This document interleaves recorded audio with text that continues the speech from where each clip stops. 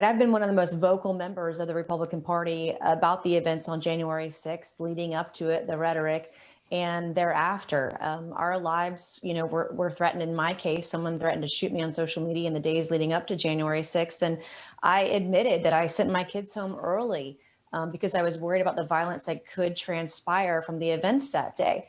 And so right now I'm really focused on trying to heal my party, the Republican Party. I think there's got to be healing on the Democrat side as well. There's been violence in our nation for the last almost year in cities across the country.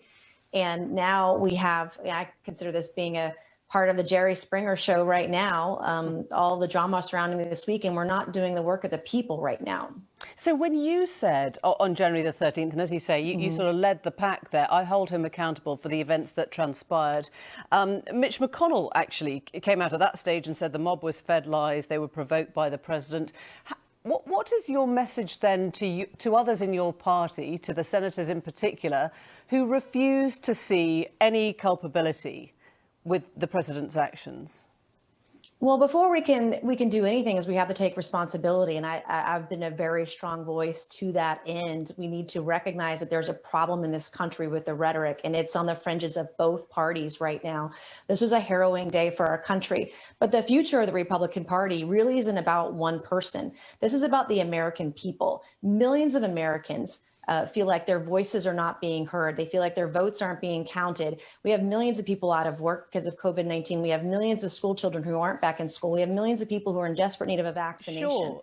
And that's where our focus really should be right now. That's where the focus of Joe Biden has been after a year in which I think many would say the president, Donald Trump, took his eye completely off the ball with COVID. But I want to understand, though, what it means to move on, because presumably it is a fairly low bar ethically for a president not to incite an insurrection. I mean, shouldn't your party find it a really obvious step to condemn that behaviour, to allow the Republican Party to move on? Well, many of us in the Republican Party have condemned the rhetoric, have condemned the actions of that day.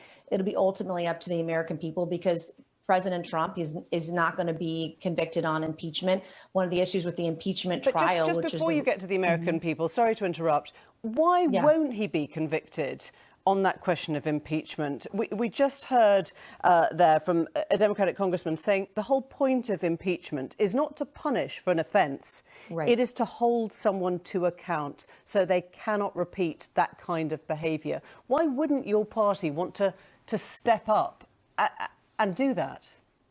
Right. And unfortunately, the process for impeachment this go round has eliminated any sense of due process. And if you can eliminate due process for the president of the United States, you can eliminate due process for any American. And so for starters, it's been unconstitutional. Why do you say it's eliminated due process? Sorry. Well, in the House of Representatives, before the U.S. Senate may get the articles of impeachment, we only had a debate, an hour-long debate with Democrats, an hour-long debate with Republicans on the floor of the House. There was no investigation that was open, and that should have happened. There were no hearings held in the Judiciary Committee or even a special committee. I guess Democrats would say they can't win this one, because if they do it quickly, then they get told there's no due process, and if they wait, they get told it's too late to impeach because he's no longer president. So they're kind of caught in the middle on that one. Well, and then we weaponized impeachment. In fact, a member of my own party on the day that Joe Biden was sworn in as president filed articles of impeachment with no basis whatsoever. And so we do have to take it seriously. Impeachment is a very serious thing. We can't eliminate due process. We have millions of people in this country that rely on us to follow the Constitution. And we didn't do that, at least in the House of Representatives, before the articles of impeachment were sent over.